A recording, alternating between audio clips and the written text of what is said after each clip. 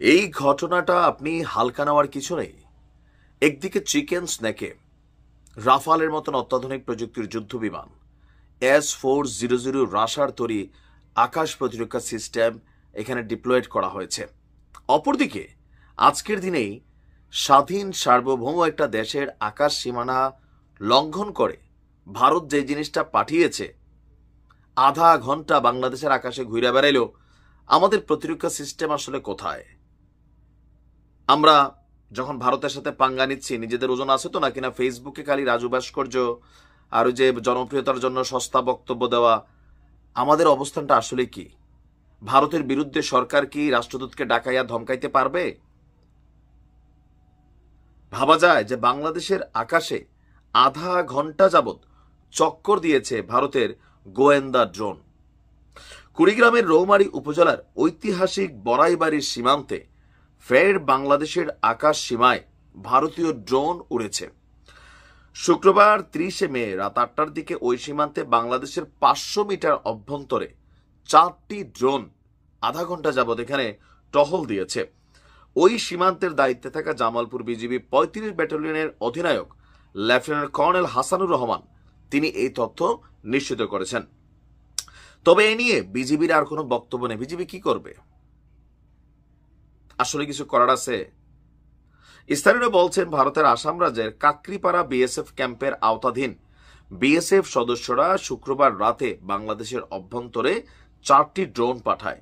রৌমারী উপজেলার বড়াইবাড়ি এবং বারোবান্দা গ্রামের আকাশে এসব ড্রোন প্রায় আধা ঘন্টা চক্কর দেয়। বিএসএফ নজরদারি করতে এবং বাংলাদেশিদের মধ্যে আতঙ্ক ছড়াতে এসব ড্রোন উড়াচ্ছে। এর আগে 27 মে একই সীমান্তে বাংলাদেশের আকাশ সীমানায় ড্রোন উড়িয়েছিল আপনার বিএসএফ। বিজিবি বলছে যে আপনার 8টা থেকে 8:45 পর্যন্ত 30 মিনিট যাবৎ সীমান্তের আন্তর্জাতিক পিলার 1067 এর কাছে বাংলাদেশের 500 মিটার অভ্যন্তরে 4টি ভারতীয় ড্রোন চক্কর দেয়। বিএসএফ এর সাথে যোগাযোগ করলে তারা অস্বীকার করে। আর সূত্র বলছে, বিএসএফ ছাড়া এসব ড্রোন অন্য কারো উড়ানোর সুযোগ নেই, কারণ তারাই সীমান্তের 200 গজ পর্যন্ত দায়িত্ব পালন করে। তাদের নজর এড়িয়ে সাধারণ মানুষের এসব ড্রোন উড়ানোর কোনো সুযোগ নেই। এখন আপনি দেখেন, এই যে পুশিন করার একটা ঘটনা ঘটছে গেল কয়েকদিন, আমার ধারণা যে এখানেই মেনলি ঘটনাটার প্রেক্ষাপট ভারতের এমন আচরণের নিন্দা জানায়, বাংলাদেশের সাথে বৈরী আচরণ করছে। এখন আমাদের যে সরকার আছেন, পররাষ্ট্র মন্ত্রণালয় আছে, স্বরাষ্ট্র মন্ত্রণালয় আছে, নির্বাচন বিএনপি একটা দল চাইছে, সারা পৃথিবীতে কেউ চাচ্ছে না।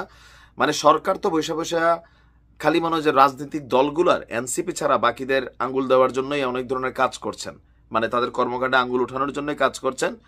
কিন্তু ভারতের সাথে মুখে মুখে এটা সেটা এটা সেটা, কিন্তু এই যে ধরেন আমাদের আকাশ সীমানার মধ্যে ভারতের ড্রোন ঢুকে যাচ্ছে, সরকারের পক্ষ থেকে শক্ত বিবৃতি বা পাল্টা ভারতীয় দূতাবাসের যে প্রধান আছে রাষ্ট্রদূতকে ডাইকা তাকে তো মিনিমাম লেভেলে ধমকানোর দরকার ছিল যে তোমার দেশ থেকে এটা ঘটছে, 27 তারিখে ঘটছে, আবার ঘটছে, কেন জিজ্ঞাসাবাদ করা হয়েছে? গণমাধ্যমে তো দেখি নাই। আমার ধারণা এখন যে কাজটা করতেছে ড্রোন দিয়া, বাংলাদেশের বিভিন্ন জায়গায় ভারতের বিএসএফ তাদের জনগণকে বাংলাদেশে পুশিন করছে। এই পুশিন খেলায় এদের দরকার কি? নিরাপদ একটা এরিয়া যেখানে মানুষ টানুষ নাই, তো ড্রোন পাঠাইয়া আশেপাশের এলাকাটা দেখে, তারপর ওই খালি জায়গা পাইয়া সেখানে পাইলে মানুষদেরকে ঢুকাই দেয়।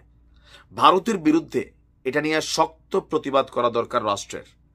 এটা কিন্তু নিরাপত্তা ইস্যু।